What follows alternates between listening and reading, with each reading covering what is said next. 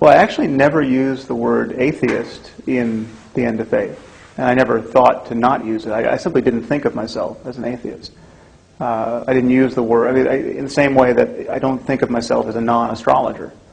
No one has to wake up in the morning and repudiate astrology by accepting the identity as a non-astrologer.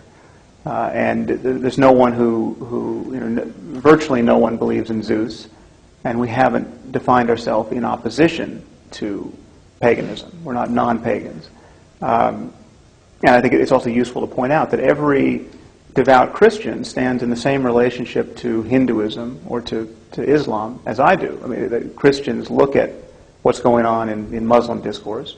They look at the claim that the Quran is the perfect word of the Creator of the universe, and they are not persuaded. And that's all my atheism consists of. I'm not persuaded by these patently ridiculous claims, and I am persuaded by the evidence that these people are part of a culture that is designed to not look critically at its own discourse. And so Christians can see that of Islam. They can point out the errors of thinking there. They just don't point it out in Christianity. From my point of view, I don't think, this is where I may differ from some of my colleagues, I don't think the word atheism ultimately is necessary or even useful, and I think it's actually, in the end, harmful, because the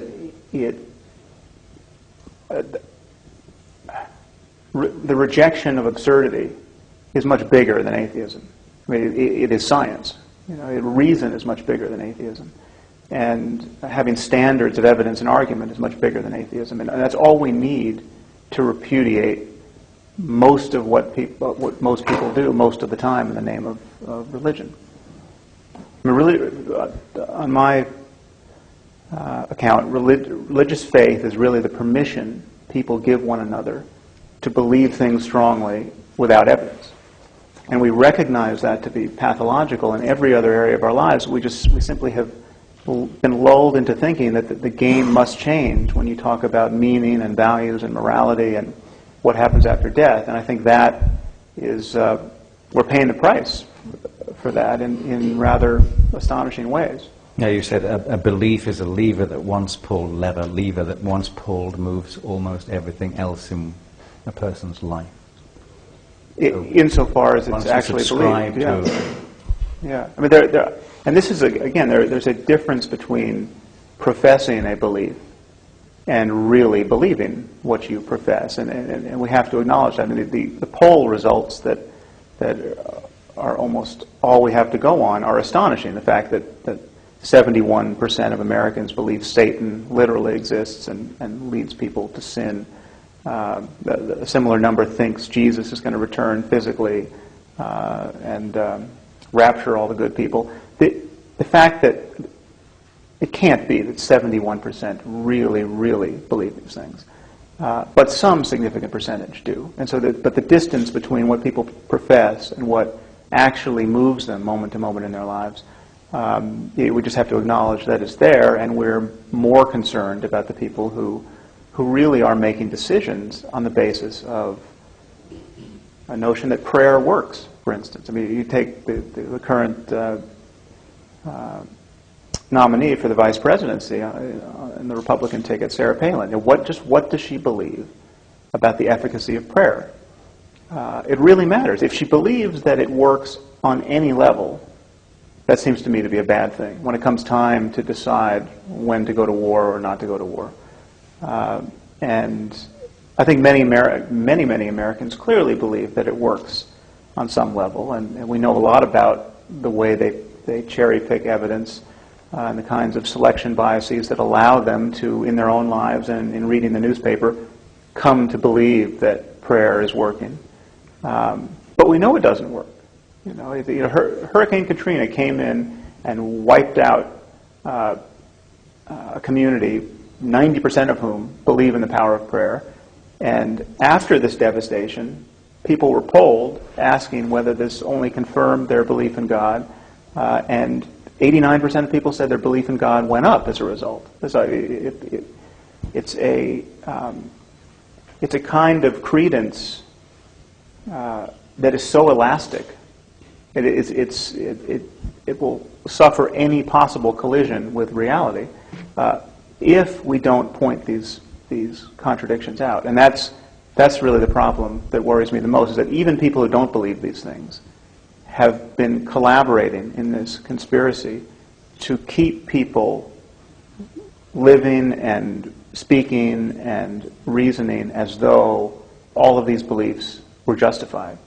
And so we have atheist scientists keeping religious people safe in their sanctum sanctorum of wishful thinking because they think everyone else needs this stuff. I, the atheist scientist, don't need this stuff. But these poor people, they've got nothing else. Most scientists actually espouse a view like that, whether or not they have any religious beliefs themselves. And it's profoundly condescending and unimaginative.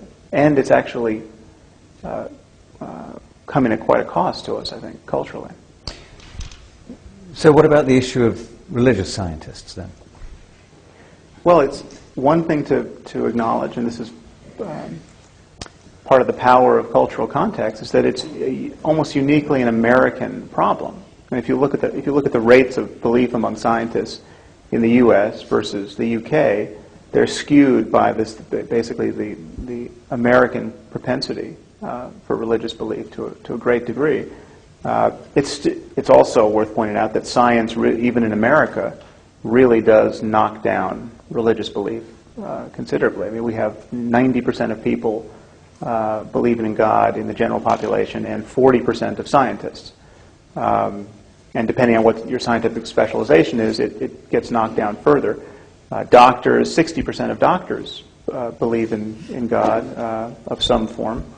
And I think it's not an accident that doctors are the most full of faith, because the doctors are having to deal with people who are dying, who are confronting their mortality in the context of their own faith. And it's got to be easier in some way, emotionally, to meet them in that language game in some way that seems appropriate to their circumstance. And that's the burden is upon the secular, reasonable person, the atheist, to find a way of dealing with those moments. A moment of someone dying in a hospital, say, without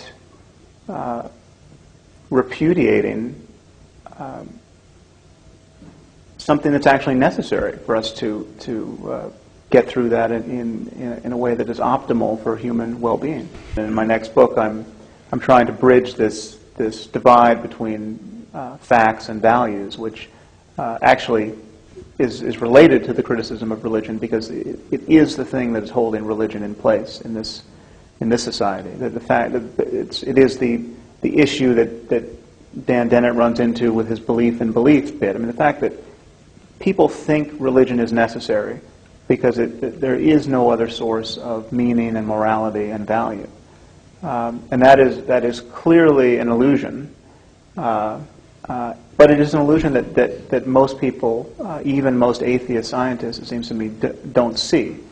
Many of the people who are studying morality at the level of the brain and human well-being at the level of the brain still don't see that we are going to move into a period where science is going to be able to make scientific claims about good and evil and right and wrong. If those words mean anything, they're going to mean something that is meaningful in the context of a scientific understanding of human well-being at the level of the brain.